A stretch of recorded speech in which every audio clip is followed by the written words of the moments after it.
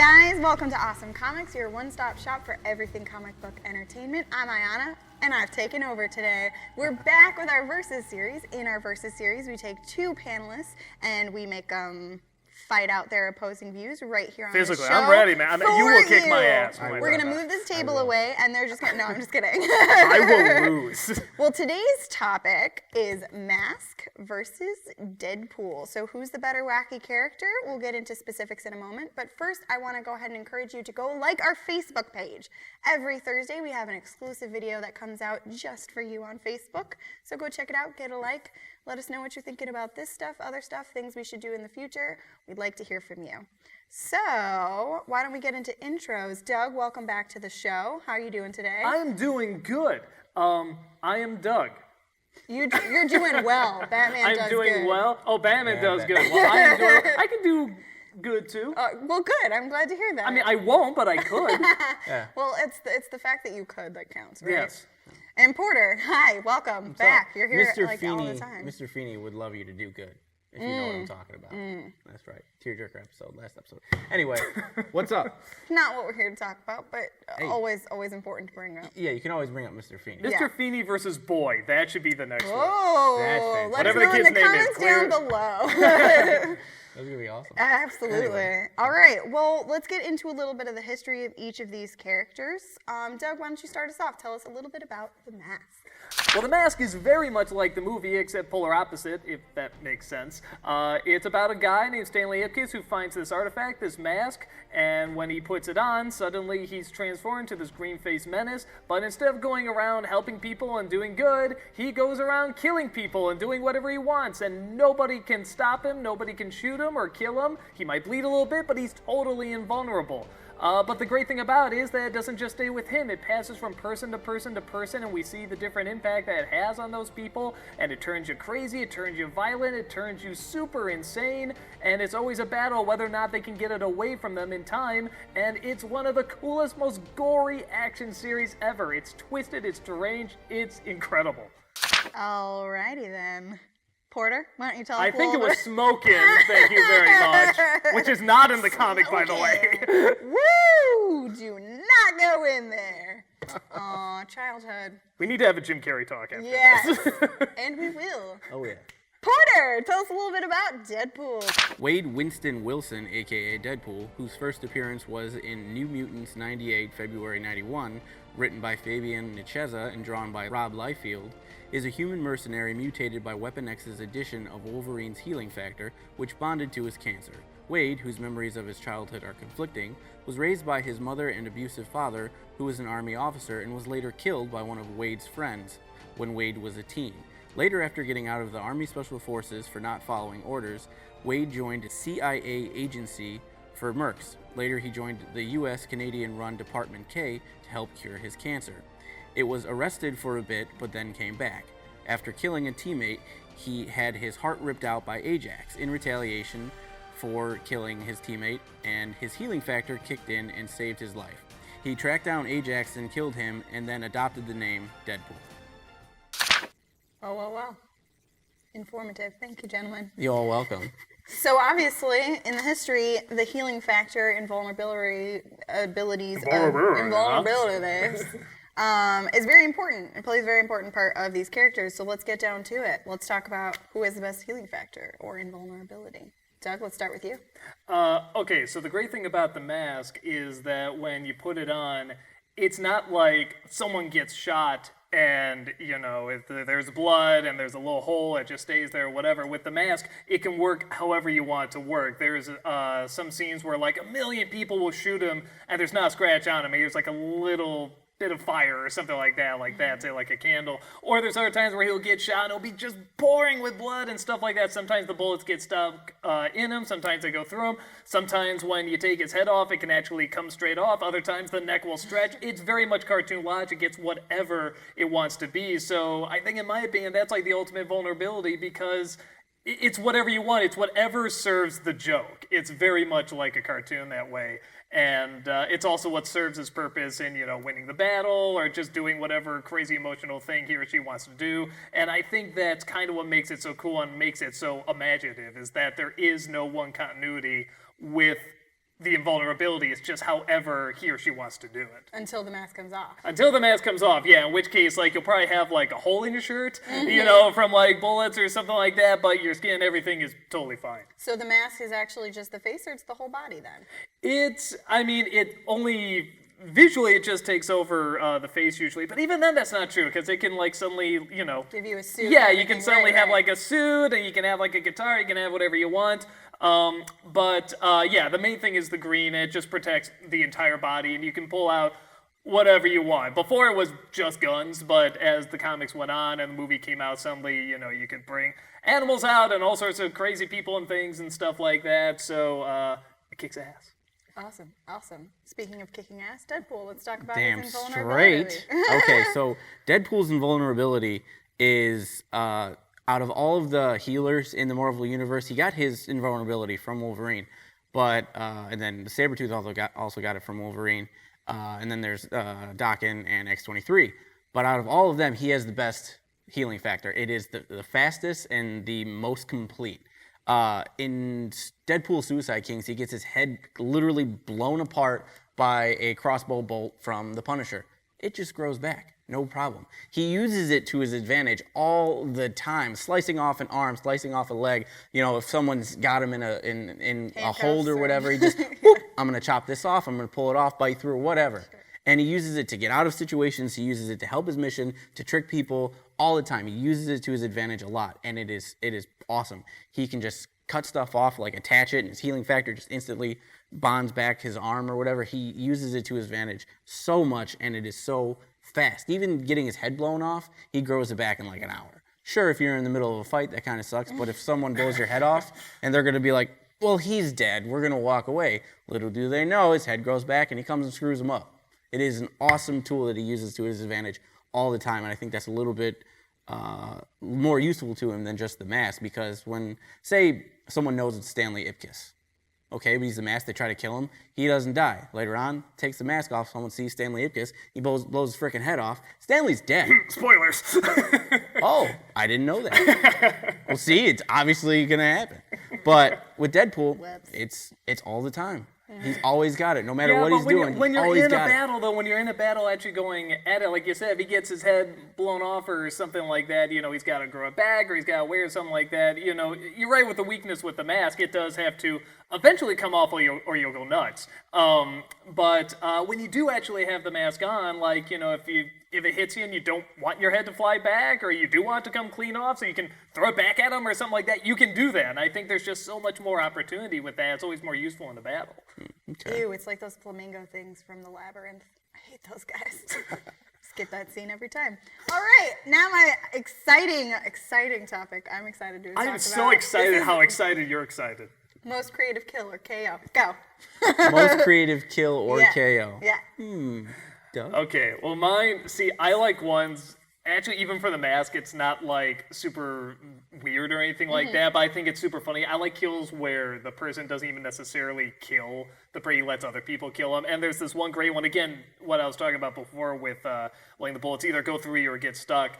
He's in between this wall, he's talking to one guy who has a shotgun on him, and he's walking through the door, he's tantalizing him stuff, and he goes through the door, and there's another guy with a shotgun at him, and he tantalizes him, howdy, ha ha, and they both fire the guns, and they go right through him and hit the other guy.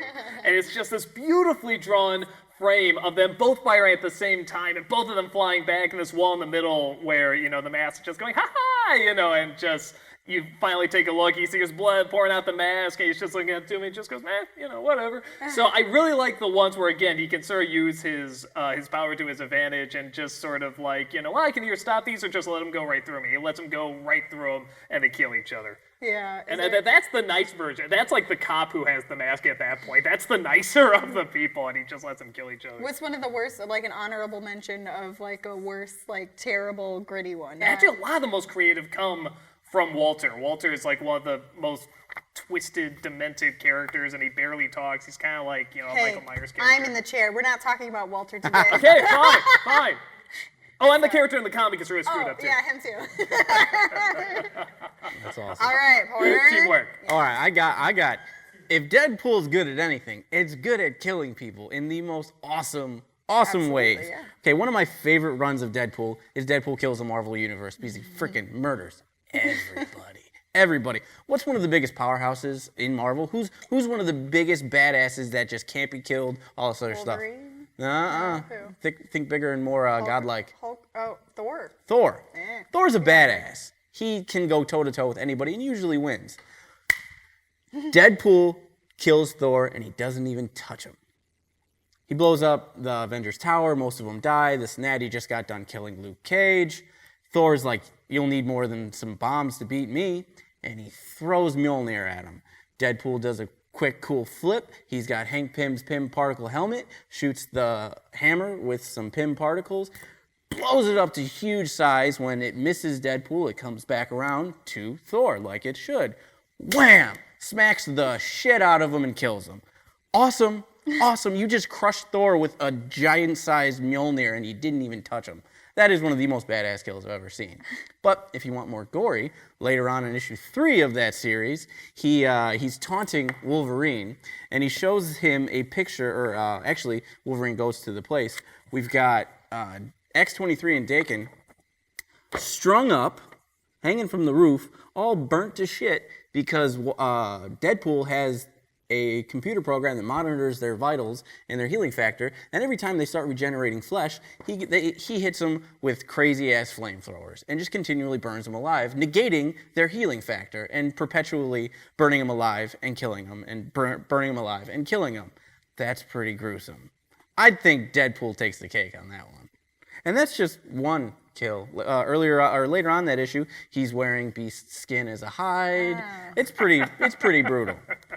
He blows Spider-Man's head off. Oh, head off, okay. Yeah, he blows Spider-Man's head off. He blows Frank Castle's head off. He kills everybody. Pretty much kills everybody. And that's just in this 4-issue arc. Hence the title of the arc of Deadpool Kills the Marvel Universe. Yeah, he kills everybody. The entire universe. You know, I'll point out one thing with that though, because like that is cool. That is like really cool. If you're gonna do that with a character, you gotta do it with Deadpool and stuff like that. What I like about the Mask though is that, you know, again, there is this sort of invulnerable character, but he goes up against someone that's also, kind of for lack of a better word, invulnerable. It's a super muscle-bound guy.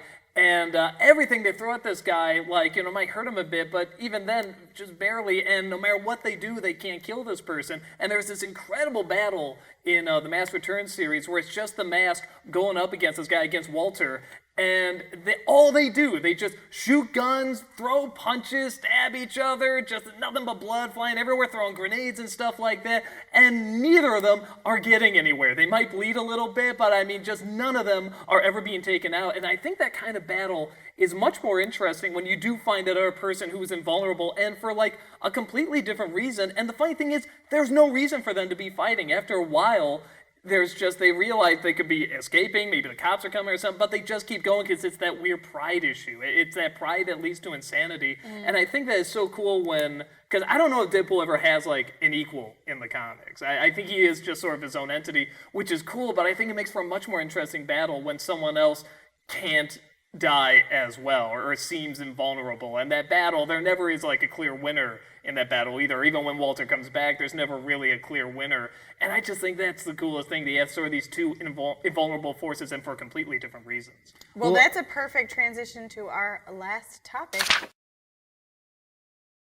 Who would win if we mashed up The Mask versus Deadpool? And why? Well, I gotta say Mask. Yeah, right. I would kind of a short You show. really don't. Right. You could say Deadpool. End of episode, roll credits. No, but it's tricky with the Mask because Deadpool is one dude, you know, and he's this one entity. You know, the Mask is passed on from person to person. Ipkiss is not in the Mask very long. You know, he actually gets, you know, sort of out of the picture very quickly, and then it's passed on to Calloway, then it's passed on to this gangster dude, then it's passed on to Catherine, it's passed on to all these people. So a lot of it, and as they go on, it starts off with a few little differences. You know, it's still mainly the green face and they act crazy and stuff, and they maybe have a little bit of a goal. But then as they go on, they start, as you can see, they form sort of these different outlines and stuff. Like this one will look very different from like, like that one or something like that, Catherine, will look very, very different. So instead of just being the green face, they suddenly form their own personalities, and some react to the mask very well and can control it. Some can hold on to it for a long time. Others, like they put it on, they immediately go nuts and insane, like in Ipkiss's case. So it kind of depends whether or not you get someone who's going to keep it together or just go totally nuts with it. Either, I think, would be very effective and would make for a really, really good battle. Would you think that the more insane you are, the more powerful you get, and the quicker the battle? It's hard to say because Deadpool is kind of crazy too. Right. He's absolutely insane. He goes back and forth the whole time as well, so it's really, really hard to say. And even like I was going through trying to think like, well, which one with the mask would hold up the best against Deadpool? And it's like they're all kind of different, but Deadpool kind of flip flops too. I think just any of them would probably work. Would probably get like a good reaction. Probably not the ones from Hunt for Greed October, those that read it, that might be like a little bit weak, because that's like a father-daughter, and they do play to like the sympathetic side, but the others, they just get lost to it pretty quickly. I'd probably say either Ipkiss, because he was the first one to get, he's the one that goes totally insane, just goes on a killing spree for no reason at all. And then on top of that, maybe either the gangster or Catherine, because Catherine goes the longest against Walter. So maybe them, but I think it's kind of up there, either or, can take him on. I'll just say he has the advantage though, because he can control, he or she, whoever's wearing it, can control how the violence happens to him and can use it against Deadpool. Okay. Well, see, you're talking about multiple different people in this net, maybe multiple types of adversaries that he would be facing. You got to remember when you face Deadpool has multiple personalities. And now in inner monologues and all that stuff, and that other personality usually helps him. And in Deadpool Annual #1 from January 2014, which I have right there, it's the explanation of how Deadpool got one of his personalities. It was actually the villain Madcap, and they got obliterated apart and electrified into ash by Thor's lightning bolt. And when they healed together. So Deadpool had the body, and Madcap kind of had part of his brain, and they worked together as each other. So you've got two villains, and you're facing them working in tandem in an invulnerable body. That's an incredibly strong adversary. And then later on, he loses Madcap or whatever, but he brings in this one federal agent, and she gets melded into his consciousness or whatever to save her soul, in essence. But you have a federal agent inside Deadpool. One, she's trying to keep him good, but she's also a tactical person. She knows tactics and all that stuff. So you got them two working together. And then Deadpool is a huge tactical genius, and the fact that he is a tactical genius combines with the fact that he's freaking insane. Nobody knows what he's going to do. Wolverine doesn't. That's how he kills everybody in the Marvel Universe, because nobody knows what Deadpool's going to do except for Deadpool, and sometimes maybe not even Deadpool. He just does shit. And it's awesome. So trying to go against someone who is just off the cuff crazy and just uses it to his advantage is going to be hell of a hard time. And then Deadpool's Deadpool. Whatever he's in, mask, costume, whatever, Deadpool's Deadpool. But with your mask, it can be taken off and it's transferred to people in this and that. Deadpool's a tactical genius. He would form some way to get the mask off of that person and then take the mask and destroy it, bury it in 15 feet of concrete, something. He would make sure that adversary is gone. The mask is kind of like the ring in Lord of the Rings, though. It has a way of getting to the next person. But you bring up two interesting points. One is that you're right. It can, at some point, the mask has to stop being the mask, because they go crazy and have to take it off. It'll usually go to someone else. Somehow, usually that person either gets killed off or, something bad happens to them. But something you were talking about, you said Deadpool has all these different personalities and like a ton of different multiple personalities and stuff like that. And with the mask, they do a little bit of the backstory that it was, some sort of like, entity or something that's in the mask. Sometimes the mask even talk itself. So it's always kind of like the mask and whoever the mask is on having this battle. And that leads to a good question. What's easier to control, the mob or the person? Because with the mask, it's always just two people fighting, the whole time. It's, the person has the mask on and the mask itself. And the mask always wants to take it 20 steps further than the person wants to, and usually the person will eventually fall into it. With Deadpool, it's tons of people arguing all the time. And it's like whether or not, you can sort of hone that mob to work with you, in which case, you got more personalities, more people working for you, or if it's just always, they're never going to agree, it's always going to be a mess. Well, I think most of the time I've ever seen is two other separate entities or whatever, and they show it by the different style boxes or whatever.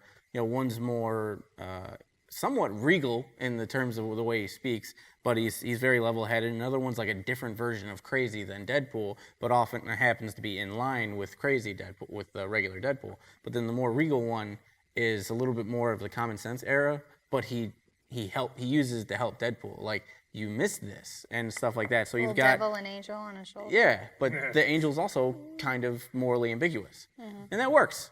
So I think he's got all these people wanting to back him up all It's the like time. Kronk's devil and angel from Emperor's New Groove. Right. How You should often? listen to him. How often does Deadpool have like arguments with like his other personalities and stuff? Inner monologue arguments all the time. Okay, 'cause but I- they usually come out together, and like they're like, well, no, this and this. Well, how about we kill him with this? Well, we kill him with this. Like, it's always usually. But I mean, towards like, the same. okay, like, hey, I want to do this, and the other personality, it's like, no, I do not want to do this. More often because- with the federal agent, the woman. I can't remember her name. It was from I think Dugan's run in Marvel But now. what I'm getting to with that is that the more often there's usually that conflict and that argument, usually the weaker the battle's going to be because you both want to be on the same page. And with the mask, they always start off on the same page, like always. There's always like the mask is just happy to be doing crazy shit, and then whoever's wearing the mask wants to do something with it, whether it be good or bad. So they always start off on the same page. So I think even just the time when you come across them could play a big impact as well. Because like if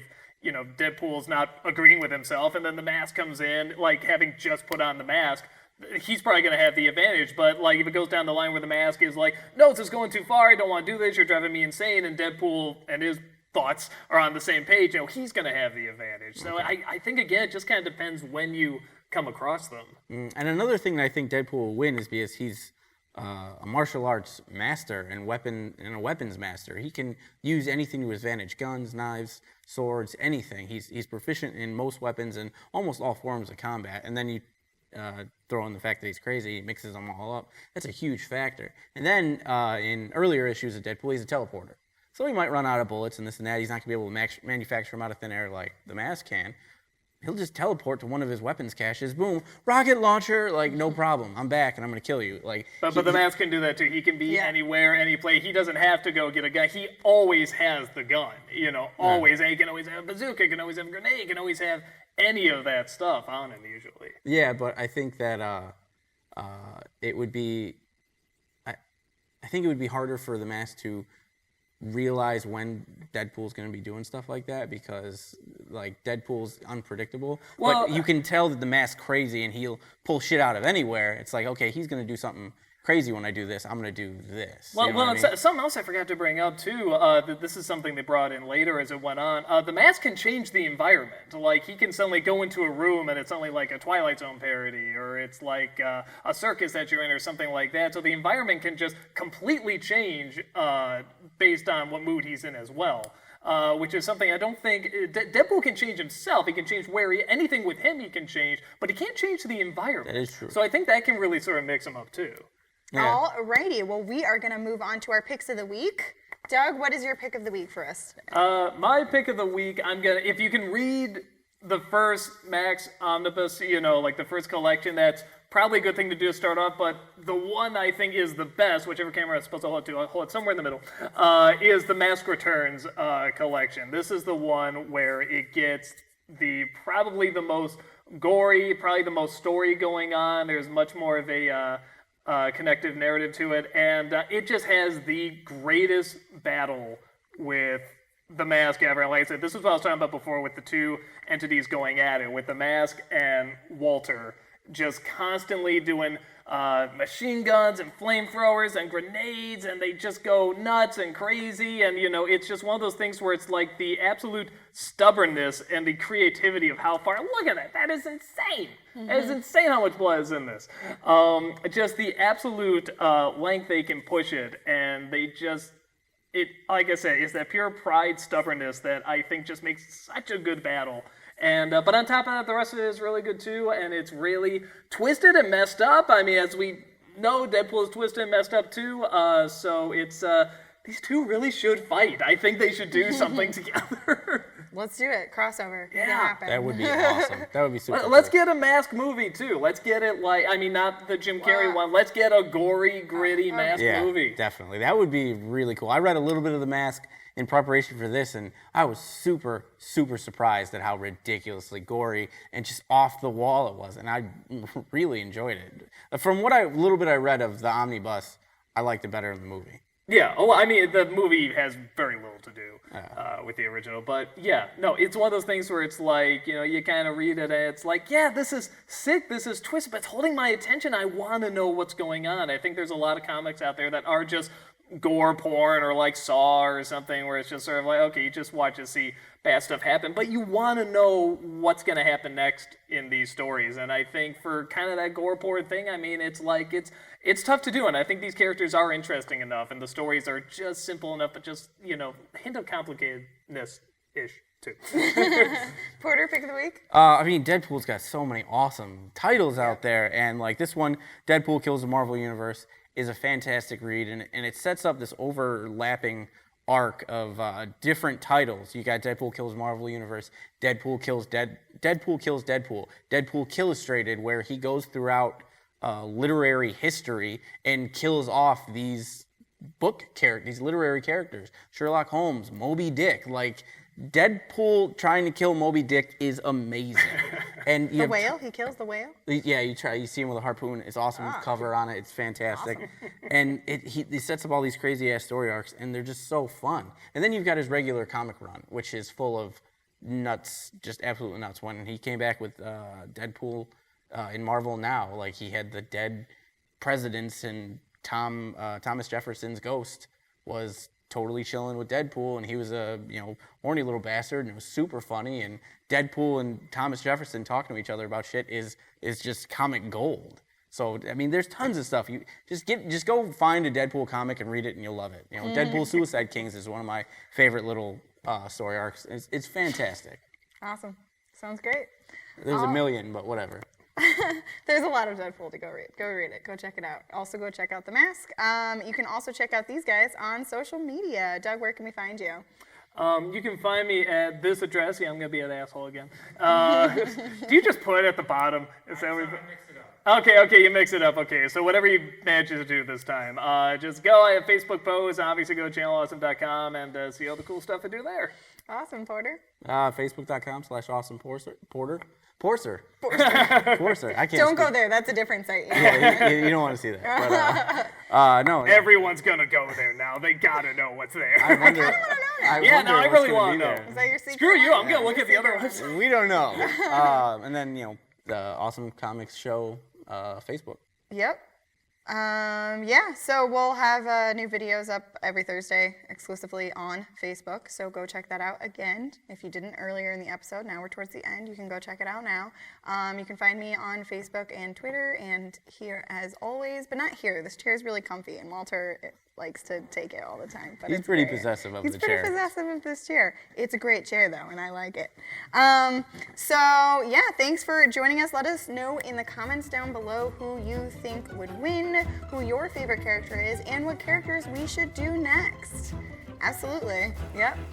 Less chance. Get out of here. All right, guys. We'll see you here next week. I'm Aiyanna Wade, and for the guys here, we'll see you on the next page.